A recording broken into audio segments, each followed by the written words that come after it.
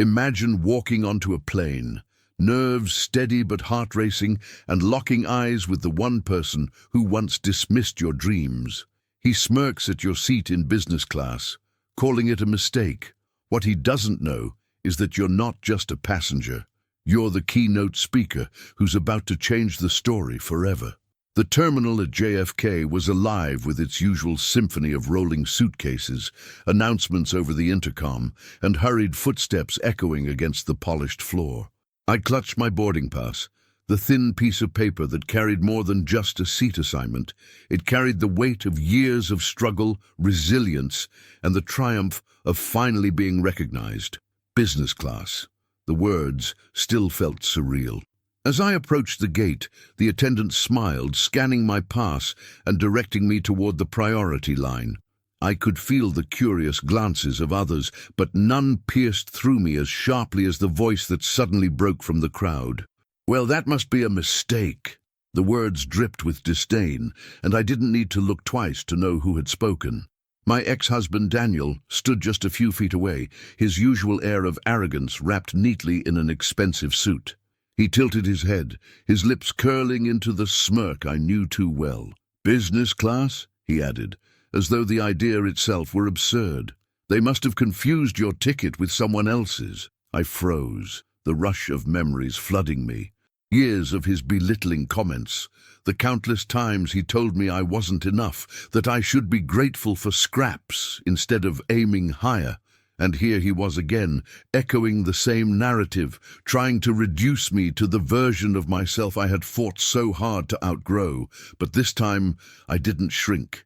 I inhaled slowly, turning to face him, my chin lifted with the quiet confidence I had earned. "No mistake, Daniel," I said, my voice steady. "I belong exactly where I'm going." For a moment, his smirk faltered, replaced by a flicker of confusion. He glanced at the crisp lettering on my boarding pass, as if searching for a loophole. But before he could respond, the gate agent called for priority boarding. I walked past him without another word, the click of my heels against the floor, carrying a rhythm of defiance. Inside the jet bridge, the hum of the engines grew louder, and I felt my heartbeat synchronize with it.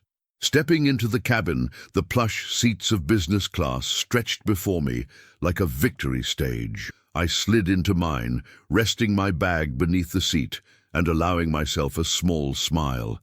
He thought it was a mistake, but soon, when my name echoed through a conference hall as the keynote speaker, the truth would be undeniable.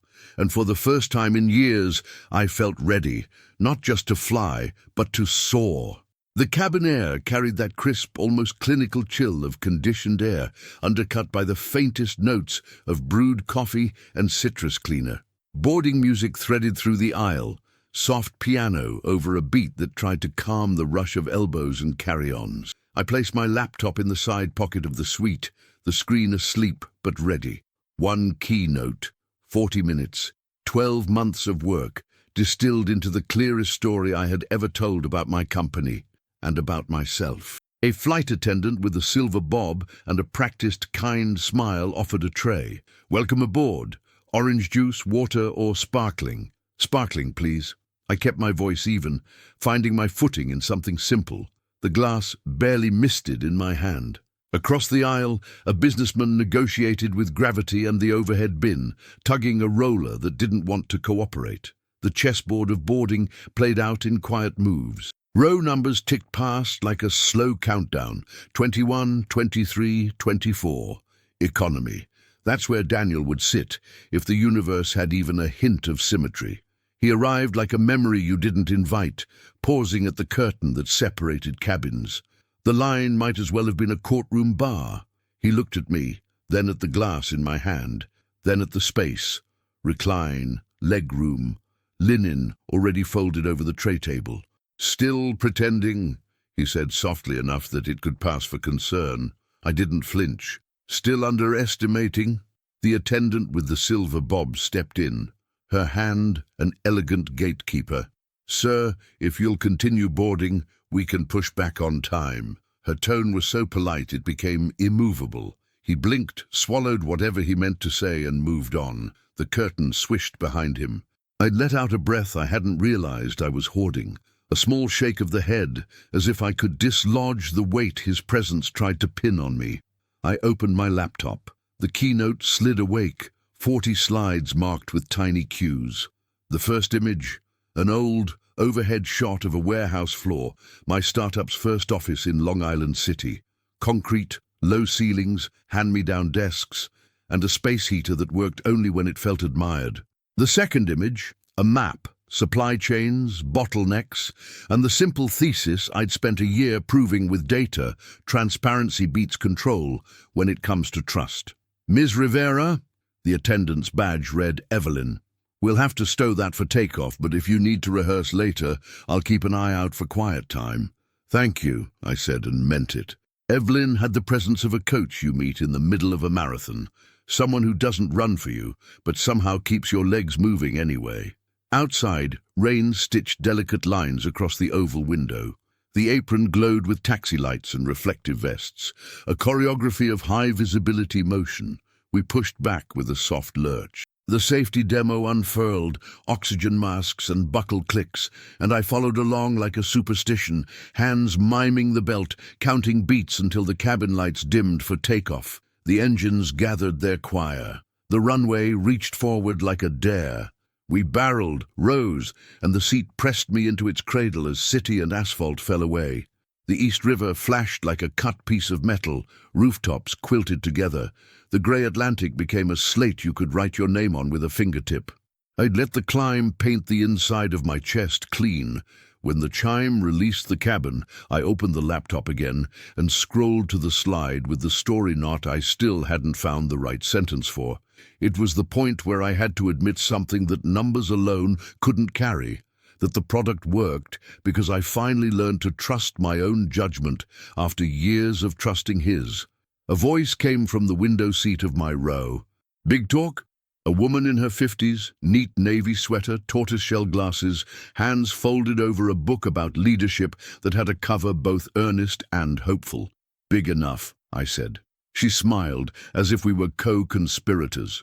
I teach management at a community college in Queens. Students always perk up at two things: failure and fix. If you're willing, add a slide that names the moment you almost quit and the one decision that kept you from it. I looked at her book again. I had both. I just didn't name them. Name them, she said, and looked back to the clouds with the relaxed authority of a person who has seen storms break and skies clear on schedule. I typed 2 new slide headers in a clean black font: "The week I almost quit." The email I decided to send, the first, took me back to a winter evening when my breath fogged in that cold warehouse office, and the numbers weren't merely bad, they were a verdict.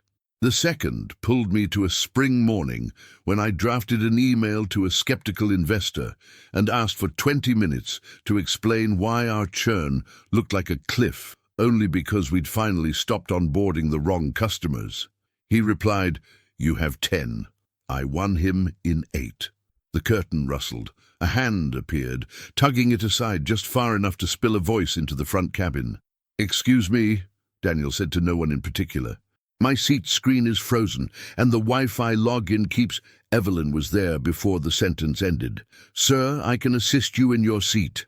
The curtain fell back with a velvet whisper, boundaries, literal and otherwise.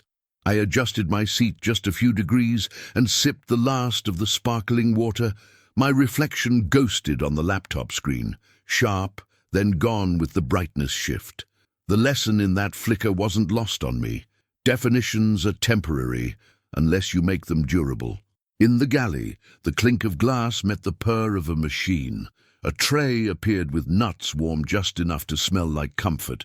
The cabin took on the hush of people choosing their distractions. I cracked the shell of a moment and told myself the truth out loud, if only in a whisper the engine would eat. He doesn't own the story anymore. When I returned to the draft, I added one more note beneath the first line of my talk. Don't prove him wrong. Prove you were right. It wasn't about Daniel. It was about 13-year-old me who stayed late in the school library to finish posters for the science fair and then walked home past laundry windows and bodegas, picturing a stage that didn't exist yet. Clouds parted. A river braided silver under us, nameless from this height but surely carrying someone's mourning along its banks. The captain announced light turbulence. My hand held the armrest out of habit before the first bump arrived, then released when the second didn't. The sense of arrival settled, not to a city, not yet, but to a version of myself that could sit here without apology. Evelyn checked on me once more. "You look ready," she said, as if she'd read my notes. "Not pretending," I said, and smiled. "Just practicing." She laughed, a quick, bright thing. "There's a difference. Lunch will be soon. After service, the front cabin goes quiet. Perfect rehearsal hour." "Perfect," I echoed. I closed the laptop, not to avoid the work, but to let the phrasing find me in the white noise. Out of the corner of my eye, the curtain moved again. Not a breach this time, just the natural sway of flight. Whatever waited beyond it, screens freezing, Wi-Fi failing, an ex-husband with a grievance against gravity, belonged to another aisle, another story written in a smaller font. I set a boundary in my mind that felt as real as any bulkhead. When we landed, I'd meet the car, go straight to the hotel near Moscone, and run the talk in front of a camera once, then twice. I'd send the deck to the AV team with my notes on aspect ratio and contrast. I'd call my mother and keep the conversation short and bright. I'd tell my team to sleep. I'd sleep too. And in the morning, when the room lights dimmed and 1,000 chairs shifted all at once, when the MC said my name and the first slide appeared like a horizon, I would recognize the whole arc of this moment for what it was. Not a mistake, a decision. San Francisco met us with a thin veil of fog that made every taxi light look like it had a halo. On the descent, I watched rows of pastel houses tilt and line up like well-behaved dominoes, the bay a muted pewter under the wing. When the wheels kissed the runway, a quiet applause lifted from somewhere behind me, the kind of instinctive clatter people make when they've all silently agreed to be relieved at the same time. At the door, Evelyn stood like a bookend to the day. "Go knock them out," she said, a hand light on my shoulder. It was casual, but it set something in me. I carried that touch down the jet bridge, through the terminal's smell of sourdough and sanitizer, to the rideshare queue that stretched like a parade of small ambitions. The driver, soft-spoken, giant's cap, a talisman of last season's hope, threaded us through Soma. Warehouses turned lofts, murals that refused to be quiet, a woman jogging with a neon leash that made her dog look like a constellation. Outside my window, the city didn't strut. It negotiated. Fog loosened in the east. The sky made room. The hotel lobby near Moscone hummed with conference electricity, lanyards, rolling pelicans, a line at the registration table where someone had spelled advisory with an unnecessary E. I smiled at the smallness of that error against the scale of the day. The clerk gave me a keycard and a folder that made a quiet thump on the counter. Program, room maps, my badge. Upstairs, I dropped my bag in a room that smelled like clean sheets and alumni weekend. I stuck the badge on my blazer just to see it there. Keynote speaker, in crisp white on black. It looked like a door I'd finally allowed myself to open. My phone vibrated, a calendar update, a push from the conference app, program revised. I sat on the edge of the bed and tapped. The agenda unfurled. Welcome at 9 a.m., sponsor remarks at 9:07, keynote at 9:10. The sponsor's name sat heavy and familiar on the screen, bolded like a dare. Vantage Ridge Capital. I felt the floor of the room dip a degree. Vantage. Daniel's firm. I scrolled. The line expanded when I touched it, the way a bruise decides to show its real size. Sponsor remarks. Daniel Kessler, managing partner. The air thinned. I stood, walked to the window, and watched a cable car grind up a hill it had no business conquering. I put a palm flat to the glass, not for the view, but for the temperature, the reality check of something colder than my thoughts. He wasn't just here. He'd be the one holding the microphone 3 minutes before me. The smirk at the gate wasn't a drive-by. It was a preview. For a full minute, I let the old reel try to spool. You don't belong. They'll see through you. He'll find a way to reduce you to an anecdote. Then I did the thing my students always thanked me for after guest lectures. I named it out loud. That's fear doing crowd work, I said, voice flat, like I was reading a label. The reel hesitated, embarrassed. I opened the folder. There it was again in print, a program line that insisted on being real. I took a pen and drew a box around my own name, not to scribble him out, to frame me in. Underneath, in small letters just for me, I wrote, "You earned this stage with evidence, not permission." I recorded a rehearsal in the full-length mirror, camera propped on a stack of pillows, the room service menu serving as a tripod I'd pretend I'd engineered on purpose. I told the warehouse story clean. I named the near-quit week. I described the email that turned an investor. When the conference app pinged again, I paused the video. Speaker walkthrough at 5:30 p.m., Moscone West, Hall C. The sky had cooled to that silver that makes you feel both small and held. I walked the 3 blocks, badge catching little starbursts of streetlight. Inside the convention center, carpets swallowed noise, and the main hall opened like a cliff face turned into a room. High truss, black drape, a screen so wide it could take a breath. Backstage, the AV lead, a woman with pink hair and the focus of a surgeon, handed me a clicker. Aspect at 16:9, confidence monitor downstage center. If you drift left, you'll ghost the captions. We're good, I said. My voice came back to me through the empty room, a foreshadowing thunder. I ran the first 3 minutes. The slides behaved like disciplined actors. The opening joke landed in the quiet with just enough echo to pretend laughter might someday live there. On my second pass, a cluster of men in suits entered through the side door, occupants of an invisible boardroom that had decided to stroll. Sponsor badges swung from their necks like low pendulums. Daniel was with them, phone in hand, laughing at something smaller than his laugh. He saw me. The micro-pause would have been invisible to anyone who hadn't spent years charting his pauses. He recalibrated his face to neutral with a speed that suggested practice. "Morning remarks?" the stage manager asked him. "Yes," Daniel said, and then to me with the softness wolves reserve for sheepdogs. "Try not to overrun your slot." The stage manager, bless the unsentimental saints of live events, didn't look up from her clipboard. Keynote owns schedule. Sponsors are advisory. It was said in a tone that achieved the miracle of both kindness and decapitation. Daniel turned toward the wings with his cohort, the performance of unbothered intact but dented. I clicked to my title slide. The name in large type did the work of architecture. It made the room a shape I could live in. "Again, from top," Pink Hair called out. I did it again. Cleaner, and when I ended on the sentence I'd written on the plane, "Don't prove him wrong, prove you were right." I saw a tech at the back raise a thumb like a lighthouse. At the hotel later, I ate a bowl of room service soup like it was a contract with my body. I lay down without doom scrolling. Sleep came in single, honest pieces.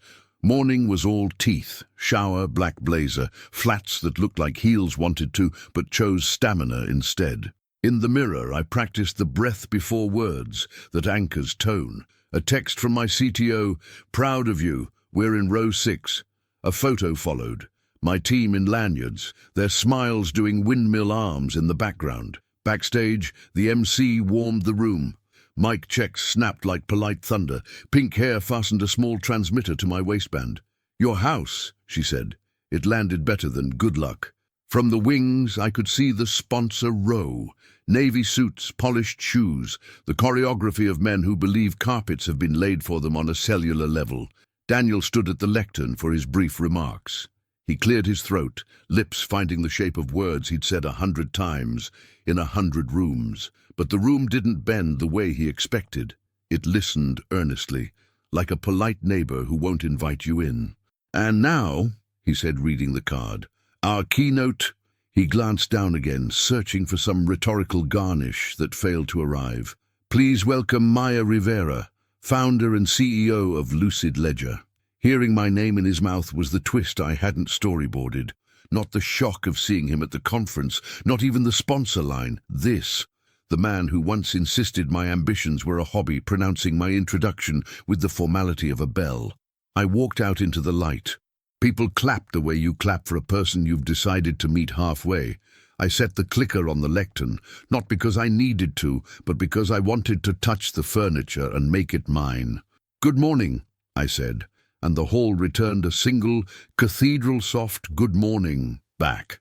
I let the silence breathe one heartbeat longer than comfort suggested. Then I began. I was told once, by someone who thought he knew me, that I confuse hard work with destiny. A ripple. People like to be let into a room where truth has edges. Turns out, the two meet more often than you think. And when they do, the view from coach or business class has nothing to do with it. Slide 1 appeared. The cold warehouse. Our first desks. The story moved. The knot untied. I didn't ignore the presence at stage right. I just refused to orbit it. The room warmed. My team leaned forward in row 6 like the floor itself had tilted us together. By minute 4, the crowd was with me. By minute 7, I was with myself, and the twist, the real one, settled into its final form. He wasn't a wall, he was scenery. The applause rose before the final slide faded, a sound that filled the cavernous hall like water pouring into a vessel. I stood for a second longer than the script allowed, letting the noise wash through me, not as victory but as proof. The words had landed where they were supposed to. "Thank you," I said, a microphone hum framing the syllables. "Thank you for listening, for building, for choosing transparency even when it's hard." I clicked to black, bowed slightly and stepped back. The MC swept forward, grasped my hand, lifted it as if I'd crossed a finish line. "Let's hear it once more for our keynote speaker, Maya Rivera." The crowd obeyed, thunder rolling again. Somewhere in row 6, my team whistled, their joy unprofessional in the best possible way. I caught sight of my CTO, both fists raised like we'd just hacked the impossible. Backstage, the curtain fell between me and the roar. Pink hair unclipped my mic with hands brisk but gentle. "You crushed it. Tech gods are pleased." "Thank you," I said, the words almost small compared to the ballooning relief in my chest. The corridor outside the green room was quieter, carpeted in beige that swallowed footsteps. Conference staff flowed past in polo shirts and radios, each moving like a line in an invisible play. I leaned against the cool wall, phone in hand, and let the stream of notifications ping. "Unreal talk. You spoke to us, not at us. Can we connect? Potential partnership." I should have basked. I should have scrolled slower. But then a shadow slid into my periphery. Daniel. He was alone now. No sponsor entourage, no corporate armor. His expression, something between amusement and the curiosity of a man trying to locate his own relevance, clung awkwardly to his face. "You've gotten better," he said. "Not congratulations." A half compliment disguised as observation. I pocketed the phone. "I didn't get better, Daniel. I got free." His mouth opened, but silence held. The corridor stretched between us, filled only with the distant murmur of panels in smaller rooms. "You really think," he said finally, "this keynote thing makes you untouchable?" The question wasn't about me. It was about him, about his seat on a board, about a firm that traded on control. "No," I said. "It makes me heard." That line cracked something in him. He leaned back as if I'd stepped forward, though I hadn't moved at all. A conference volunteer appeared, clipboard in hand, breaking the tension. "Ms. Rivera, the press area is ready for you." "Coming," I said, and brushed past him.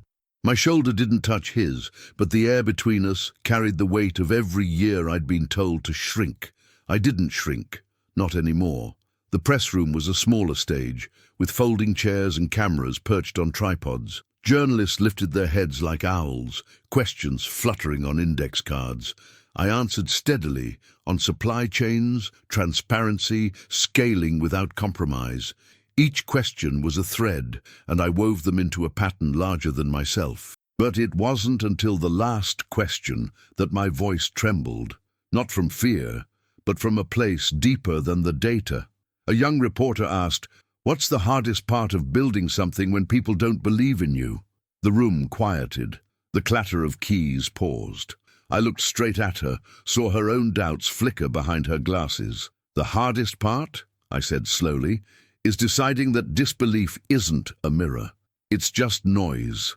And once you stop measuring yourself by it, you realize you can build taller than they ever imagined. The silence held, then shattered with applause, not as loud as the keynote, but sharper, more human.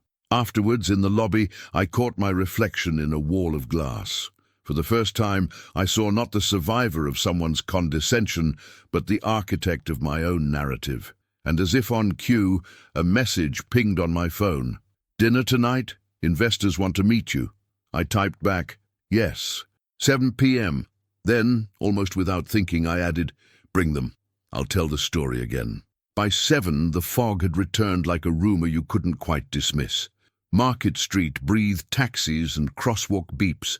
The restaurant glowed in a confident amber that tried to make every decision look flattering. I arrived early on purpose and asked for the round table in the back corner, not because I liked the view, there wasn't one, but because round tables make hierarchies wobble. The investors followed in pairs, a woman with a sharp bob and a notebook that shut with a sound like certainty, a man in a knit tie who greeted the host by first name but looked relieved when he didn't get recognized back, a younger associate who wore enthusiasm the way some people wear cologne, too much, but you forgive it because it's honest. Their fund focused on logistics tech and resilience across supply shocks, a phrase that sounded like an apology for the last decade. "Congratulations," Bob said. That was blessedly her real name. "You made our operators look at each other like they'd been tricking themselves." "Best compliment I've heard all day," I said. Menus arrived with the chaos of choice. I ordered one of the few things I could pronounce without effort and let them talk. Freight indexes, warehouse shrink, labor retention in hot markets, the strange power of a dashboard that told the truth even when people weren't ready to hear it. I didn't oversell. I told them where our product still stumbled, where we'd chosen simplicity over a feature that might have padded a demo. The table warmed. Halfway through the grilled something, a shadow stretched across the linen. I looked up thinking it was a server. It wasn't. "Didn't realize we were doing a road show," Daniel said, smile set to pleasant the way a thermostat clicks to a number. He held a glass of something deep and congratulatory. "Evening, everyone." No one stood. The associate glanced at me as if to ask, silently, "Do we ignore the weather if it comes inside?" Bob didn't look rattled. She turned her notebook sideways like a shield. "We're debriefing," she said. "Not public." Daniel's shrug was a masterclass in personal branding. "Of course, I'm congratulating my favorite keynote, and off the record." He lowered his voice as if we were in possession of a secret worth bending toward.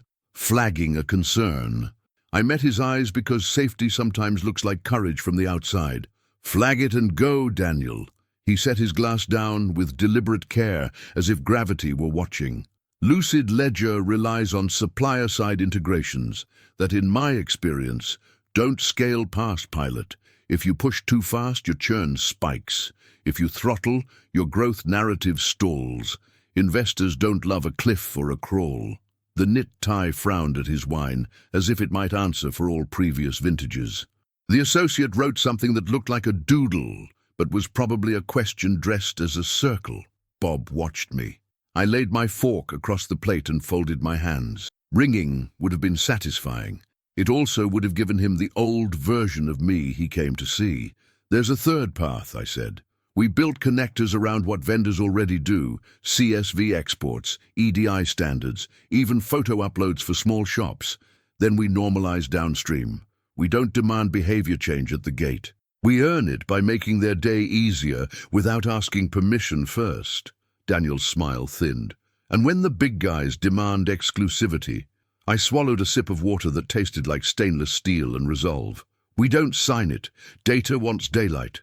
Our legal counsel wrote a clause you've probably never had to because your business model profits from opacity." I looked at Bob, not at him.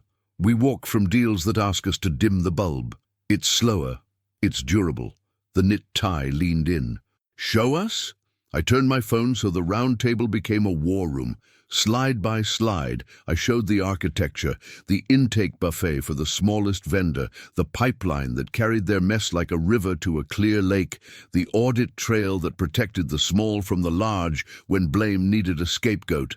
Then the retention curve, not a rocket, not a cliff, something that looked like a sturdy bridge. Operators don't churn, I said. They breathe. If you choke them with change, they gasp. If you give them oxygen in the workflow they already have, they build you a lung. Bob smiled with her eyes first, then with the corner of her mouth. Best metaphor I've heard all week. Daniel reached for charm the way a diver reaches for the surface. Maya has always been poetic. We prefer hard numbers. Then look, I said, and scrolled to the cohort analysis. 12 months of cohorts layered in quiet blues, each telling the same story. Skepticism in month 1, adoption in month 3, advocacy by month 8, when a vendor convinced another to join because the late fees stopped and the guesswork moved from the warehouse floor to a dashboard. The associate whispered, "Word of mouth from the supply side. That's upside we didn't model." Daniel stood straighter. The room had turned like a tide he hadn't charted. He gave me the look he used to give waiters when the kitchen was slow. Is there someone else I should be speaking to? He settled on the oldest strategy in the book, humor that could be called back as a joke if it failed. We'll see if regulators love scraping vendor photos. I didn't blink. We don't scrape. Vendors upload voluntarily to dispute chargebacks with timestamps and GPS. If you're going to critique us, keep it honest. We're not in the business of repackaging fear. A beat. Then Bob closed her notebook, the sound she'd made earlier when certainty arrived. "I've heard enough," she said. "We'll move to diligence." To me, term sheet in 48 hours, pending standard review. The air left the room around Daniel like someone had quietly opened a window. He recovered to cordial. "Congratulations." The word didn't kill him. It just tasted strange on his tongue. He left the glass behind, the ring of condensation a small, dissolving circle. The rest of dinner tasted like progress.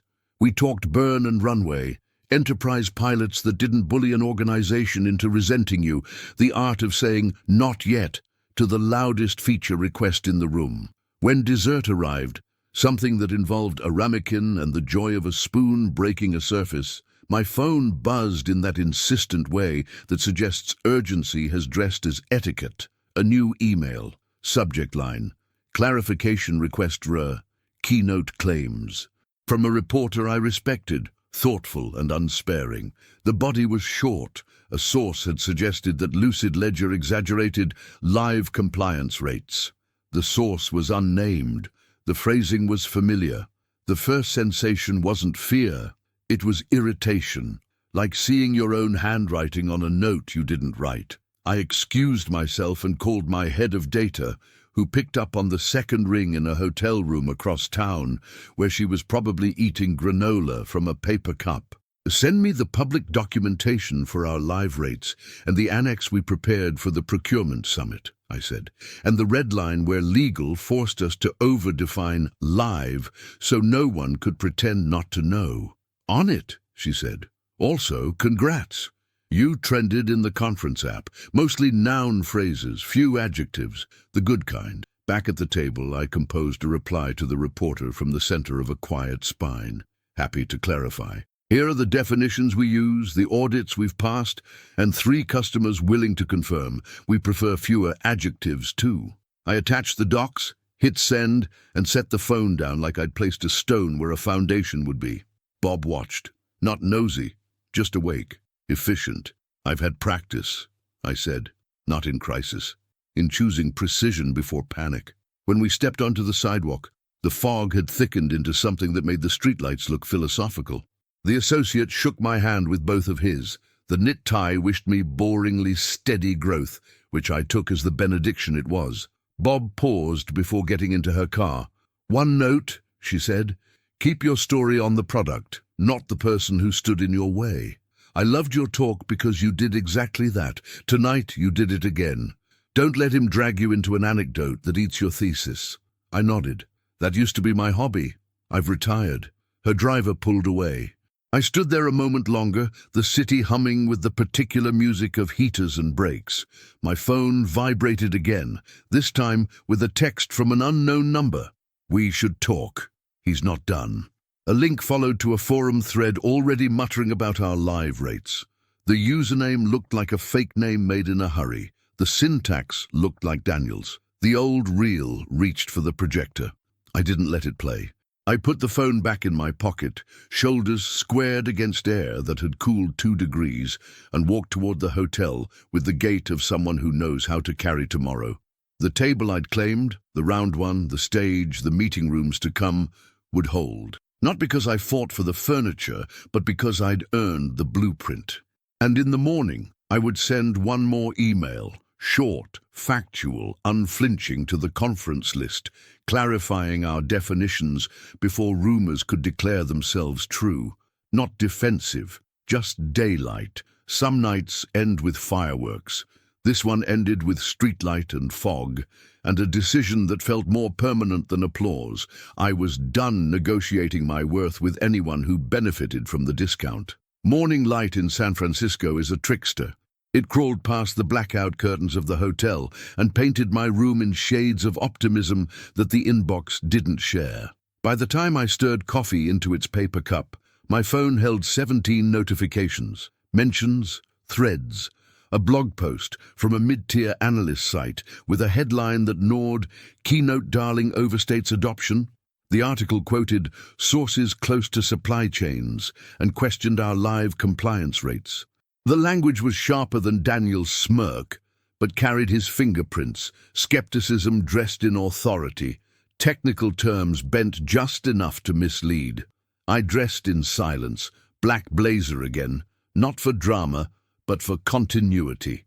At the conference center, the lobby buzzed with badge-clad chatter, the kind that can buoy or sink a founder before they've had a second cup of caffeine. My team clustered near the escalator, their smiles tight, eyes darting at phones. "Don't read it twice," I told them.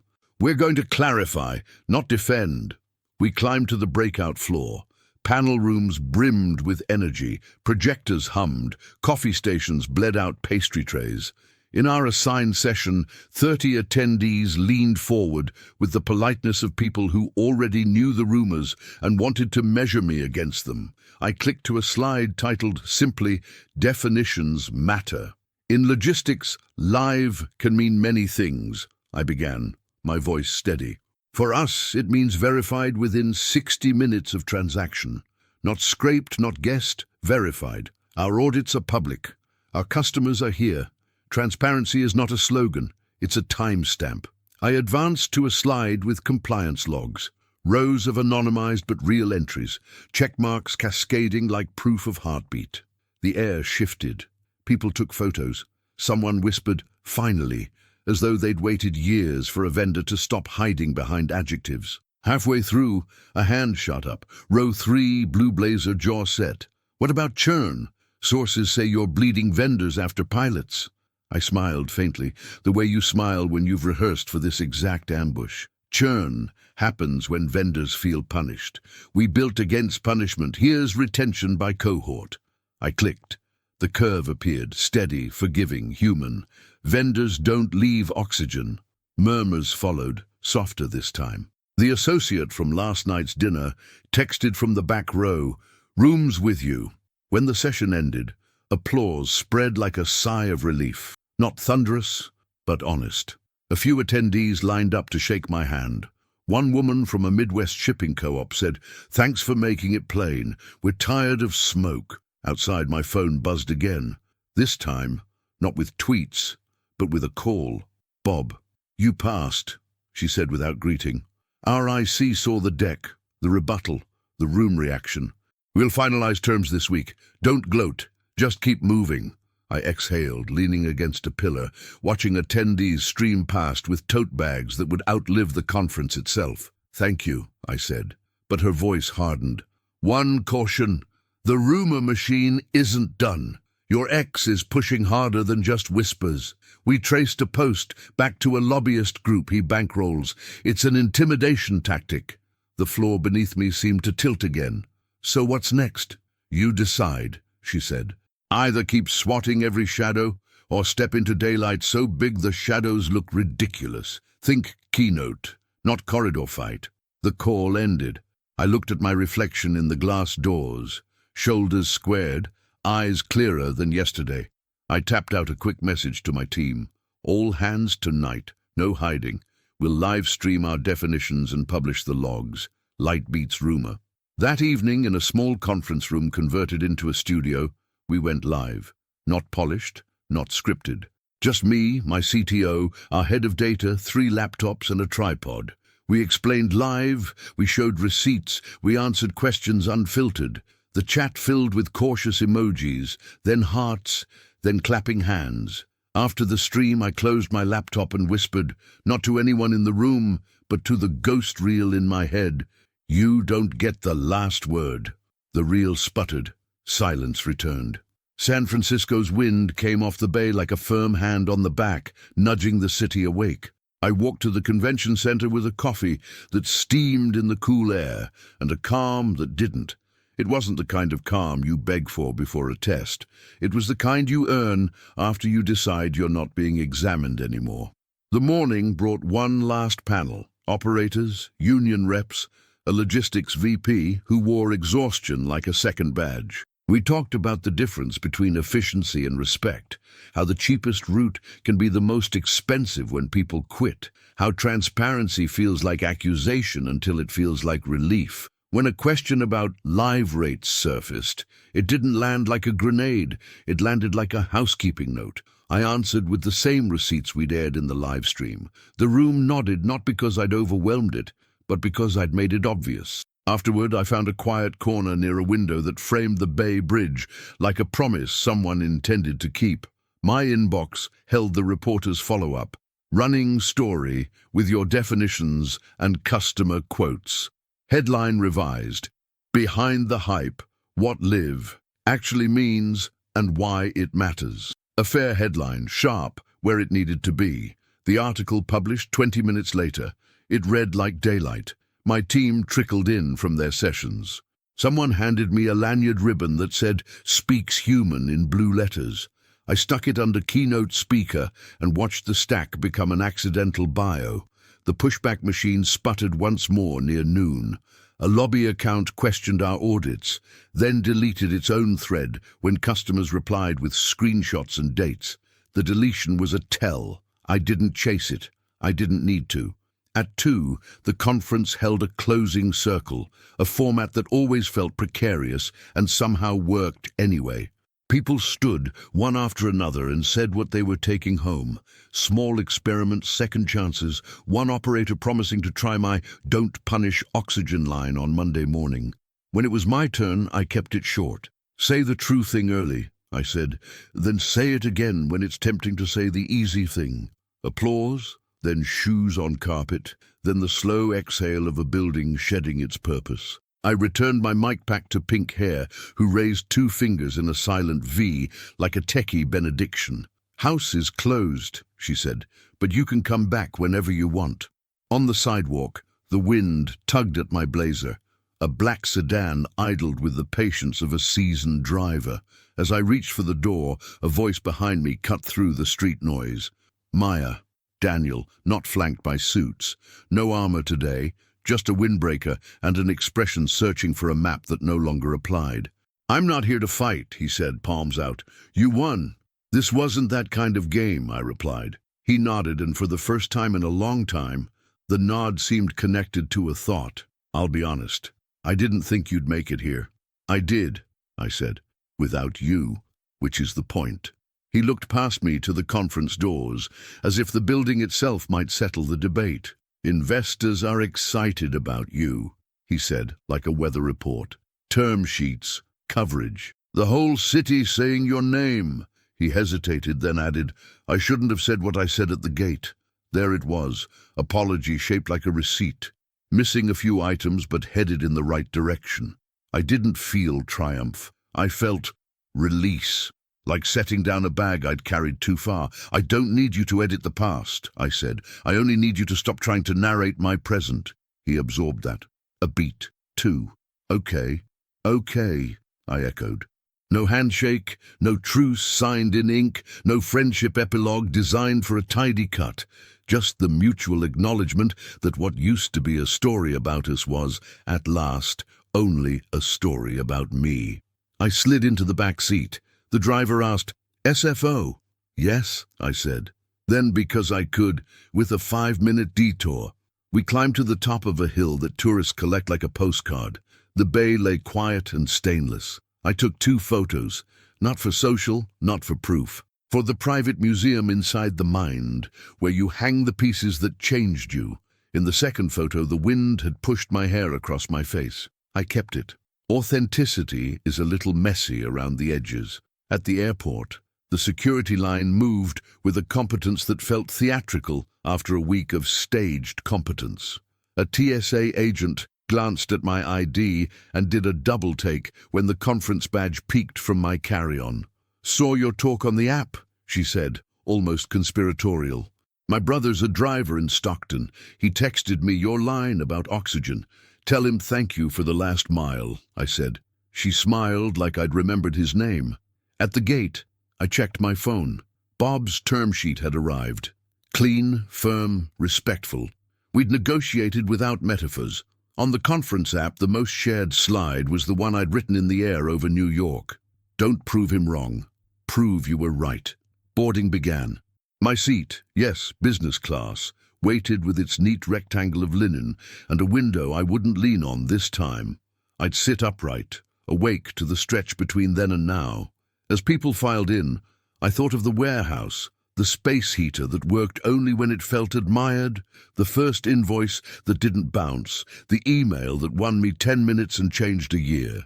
Evelyn wasn't on this crew, but a flight attendant with the same professional kindness poured sparkling water and said, "Congratulations, my cousin sent me your live stream." News travels strangely now, and sometimes in exactly the way you need it to. Taxi, lift. The city folded into fog like a letter into an envelope. My laptop stayed closed. The keynote deck had done its job. Today's work was quieter. I wrote a list in my notebook instead, 3 columns titled Product, People, and Practice. Under Product, a new connector we'd add so the smallest vendors didn't need a smartphone. Under People, salary bands we'd publish next quarter. Under Practice, 1 rule. Say the true thing early, even when it's inconvenient, especially then. Somewhere over Nevada, the cabin dimmed to that false midnight where strangers sleep near each other on purpose. I closed my eyes and saw the corridor outside the green room, the press room with its folding chairs, the round dinner table where control dissolved, the forum post that tried to bend the light and failed. I saw Daniel's face, once a mirror, now scenery, and felt nothing sharper than a fact. The story had moved on. When the captain announced our descent, I tucked the notebook away and glanced at my reflection in the dark window. Not a ghost this time. Just a woman en route, the kind who takes meetings and takes notes, who corrects the record and then returns to the work, who answers to her own name, said out loud in a room built to contain the truth. Touchdown, reverse thrust, a runway receiving a decision. I stood, reached for my bag, and remembered the smirk at JFK like a detail from a book whose ending you loved too much to reread the beginning. At the jet bridge, the air felt different, not because cities have different oxygen, but because I had chosen mine. Home waited. So did the next version of the product, the diligence calls.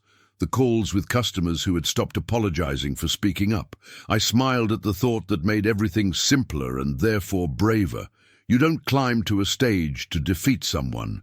You climb to speak clearly enough that you never again rehearse your worth in someone else's mouth. The door to the terminal opened. I walked through it with both hands free.